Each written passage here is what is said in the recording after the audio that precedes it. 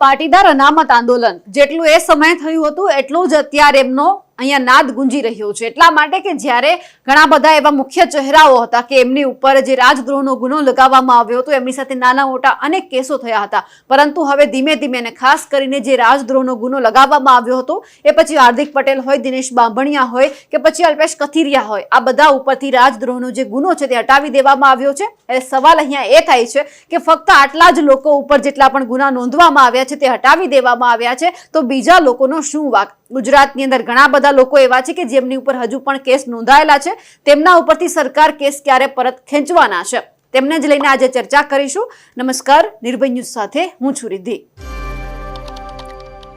Gopal ઇટાલિયાએ Facebook post કરી છે અને સવાલ કર્યા છે કે આ 4 વ્યક્તિ ઉપર જે ગુનો દાખલ કરવામાં આવ્યો હતો રાજદ્રોહનો તે હટાવી દેવામાં આવ્યો છે, પરંતુ બીજા લોકોનો શું વાંક છે? હજુ પણ ગુજરાતની અંદર અનેક એવી ઘટનાઓ બની છે કે જેમાં ખોટા કેસ થયેલા છે, એમના ઉપર હજુ પણ કેસ નોંધાયેલા છે, તે ક્યારે પરત ખેંચવામાં આવશે?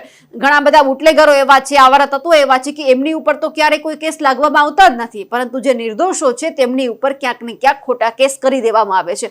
ઘણા બધા ગોપાલ ઇટાલિયા અહીંયા કેસ ગણાવ્યા છે। સૌથી પહેલું જેમણે લખ્યું છે ભૂપેન્દ્ર પટેલ, હર્ષ સંઘવી અને CR પાટીલને આ જે પત્ર છે તે મોકલવામાં આવ્યો છે। ગુજરાતમાં વિવિધ સમાજના આંદોલનને કચડી નાખવા માટે ભ્રષ્ટ ભાજપ દ્વારા કરેલ ખોટા કેસ પાછા ખેંચવા બાબત પાટીદાર આંદોલનના કેસ પાછા ખેંચવાની હાર્દિક પટેલની જાહેરાત જે કરવામાં આવી છે, હાર્દિક પટેલે કહી દીધું છે, બધા લોકોનો આભાર માન્યો છે કે અમારા ઉપર જે રાજદ્રોહનો ગુનો હતો તે હટાવી લેવામાં આવ્યો છે। હવે સવાલ અહીંયા એ થાય છે કે તો બીજા લોકો ઉપર અત્યાર સુધી જે ગુના નોંધાયેલા છે એ ક્યારે પરત ખેંચવામાં આવશે કે જેમાં કોઈનો વાંક જ નથી? ભ્રષ્ટ ભાજપની સરકાર દ્વારા ગુજરાતના વિવિધ સમાજને ખૂબ જ અન્યાય કરવામાં આવે છે। અન્યાયથી પીડિત વિવિધ સમાજ જ્યારે ન્યાય માંગવા માટે આંદોલન કરે ત્યારે તાનાશાહ ભાજપ સરકાર દ્વારા ખોટા કેસો કરવામાં આવે છે। આમ ગુજરાતના વિવિધ સમાજના આંદોલનને દબાવી દેવા માટે કરવામાં આવેલ ખોટા કેસો પાછા ખેંચવા જરૂરી છે। ભ્રષ્ટ તાનાશાહ ભાજપની સરકારે આંદોલન દબાવી દેવા કરેલા ખોટા કેસની એક વિગત તેમણે પત્રક અહીંયા મૂક્યું છે। સૌથી પહેલું નામ આવે છે ઠાકોર સમાજ। સાબરકાંઠા જિલ્લાના ઢુંઢર ગામે બનેલી બળાત્કારની ઘટનાનો વિરોધ કરી રહેલ ઠાકોર સમાજના યુવાનો ઉપર ભાજપે ખોટા કેસ કરેલ છે। પહેલી ઘટના। બીજી ઘટના છે આદિવાસી સમાજ, કેવડિયા બચાવો આંદોલન, વેદાંતા ઝીંક પ્રોજેક્ટ આંદોલન, પાર તાપી નર્મદા લિંક આંદોલન, આદિવાસી પ્રમાણપત્ર આંદોલન સહિતના આંદોલનમાં ભાગ લેનાર આદિવાસી યુવાનો ઉપર ભ્રષ્ટ ભાજપે ખોટા કેસ કર્યા છે। ત્રીજો, ક્ષત્રિય સમાજ। પદ્માવત ફિલ્મના વિરોધમાં આંદોલન કરી રહેલ ક્ષત્રિય સમાજના યુવાનો ઉપર ભ્રષ્ટ ભાજપે ખોટા કેસ કરેલ છે। એમના પછી હજુ એક આવે છે ક્ષત્રિય સમાજ। ભાજપના પુરુષોત્તમ રૂપાલાના વિવાદિત નિવેદન બાદ વિરોધ કરી રહેલ ક્ષત્રિય સમાજના યુવાનો ઉપર ભાજપે ખોટા કેસ કરેલ છે। દલિત સમાજ। એટ્રોસિટી એક્ટ અંગે સુપ્રીમ કોર્ટના ચુકાદા સંદર્ભે 2 એપ્રિલના રોજ ભારત બંધના એલાન વખતે ભ્રષ્ટ ભાજપ દ્વારા દલિત સમાજના અનેક યુવાનો ઉપર ખોટા કેસ કરવામાં આવેલ છે। છઠ્ઠું છે દલિત સમાજ। દલિત સમાજના કાર્યકર સ્વર્ગસ્થ ભાનુભાઈ વણકરે સચિવાલયમાં આત્મહત્યા કર્યા બાદ આક્રોશિત દલિત સમાજના આંદોલનકારી યુવાનો ઉપર ભ્રષ્ટ ભાજપ દ્વારા ખોટા કેસ કરવામાં આવેલ છે। હજુ એક છે દલિત સમાજનું કે જ્યાં ઉના દલિત અત્યાચાર કાંડ બાદ દલિત સમાજના ન્યાય માટેના આંદોલનને વિખેરી નાખવા માટે અનેક પ્રકારના જે ગુના દાખલ કરવામાં આવ્યા છે તે ક્યારે હટાવવામાં આવશે? હવે છે કોળી સમાજ કે જ્યાં જસદણ વિંછિયા પંથકમાં કોળી સમાજના નિર્દોષ યુવાન ઘનશ્યામભાઈ રાજપરાની હત્યાનો વિરોધ કરી રહેલ કોળી સમાજના યુવાનો ઉપર ભ્રષ્ટ ભાજપે ખોટા કેસ કર્યા છે। જે રીતે આ કોળી સમાજની ઘટના તો તાજેતરની છે, લગભગ 70 થી 80 લોકોને જેલમાં પૂરી દેવામાં આવ્યા હતા, બધાને જામીન મળ્યા, પણ સવાલ અહીંયા એ થાય છે કે જે વ્યક્તિનો વાંક નથી તેમને કેમ જેલમાં પૂરવામાં આવે છે, તેમની સામે કેમ ખોટા કેસ કરવામાં આવે છે?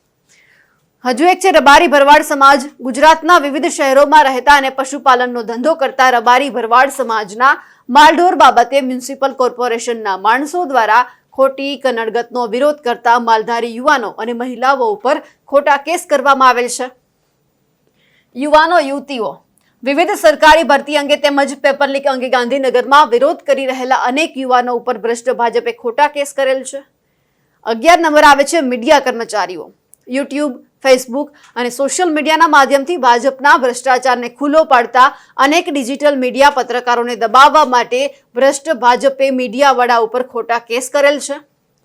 પોલીસ આંદોલન. ગુજરાત પોલીસના ગ્રેડ પે આંદોલન દરમિયાન પોલીસ કોન્સ્ટેબલ ઉપર ભાજપના તાનાશાહો દ્વારા ખોટા કેસ કરીને તેમની બદલી કરી નાખવામાં આવેલ છે. અહીંયા 12 મુદ્દા ટાંક્યા છે કે જેમાં ખાલી ખોટા કેસ કરવામાં આવે છે. તો એમની ઉપર જે ખોટા કેસ થયા છે આ દરેક સમાજના લોકો ઉપર, તો એમની ઉપરના કેસ ક્યારે પરત ખેંચવામાં આવશે. હવે એક નોંધ લખવામાં આવી છે. આમ ગુજરાતમાં ભાજપના ભ્રષ્ટાચારીઓ અને તાનાશાહો દ્વારા લોકોનો અવાજ દબાવવા માટે, જનતાના આંદોલનને કચડી નાખવા માટે વારંવાર ખોટા કેસ કરવામાં આવે છે. આ તમામ કેસો પાછા ખેંચવા માટે મારી રજૂઆત છે. ભાજપના ગુંડાઓ, ભાજપના લુખાઓ, ભાજપના ભેળસેડિયાઓ, ભાજપના બુટલેગરો, ભાજપના વ્યાજ માફિયાઓ, ભાજપના અનાજ માફિયાઓ, ભાજપના જમીન માફિયાઓ, ભાજપના ડ્રગ્સ માફિયાઓ, સહકારી બેંકમાં ઉચાપત કરતા ભાજપના ચોરો સહિત ભાજપના અસામાજિક તત્વો ખુલ્લેઆમ ફરે છે. ભાજપના ટપોરીઓ ઉપર એફઆઈઆર પણ થતી નથી અને નિર્દોષ લોકો ઉપર ખોટા કેસ કરવામાં આવે છે. આ ખોટા કેસ પાછા ખેંચવા પણ અત્યારે રજૂઆત કરવામાં આવી છે. કેમ? કારણ કે પાટીદાર અનામત આંદોલન વખતે જે વ્યક્તિ ઉપર રાજદ્રોહનો ગુનો દાખલ કરવામાં આવ્યો હતો એ રાજદ્રોહનો ગુનો હટાવી દેવાની અહીંયા ક્યાંક વાત પણ સામે આવી છે. તેમને લઈને હાર્દિક પટેલ હોય, અલ્પેશ કથિરિયા હોય, દિનેશ બાંભણિયા હોય, આ બધાએ પ્રતિક્રિયા પણ આપી છે. હવે એક મુદ્દો આવે છે હાર્દિક પટેલને લઈને. નકલ રવાના ખાસ હાર્દિક પટેલને કરવામાં આવી છે અને કહેવામાં આવ્યું છે ખોટા કેસના કારણે વ્યક્તિ અને તેના પરિવારે કેટલી આર્થિક તેમજ માનસિક તકલીફ વેઠવી પડે છે.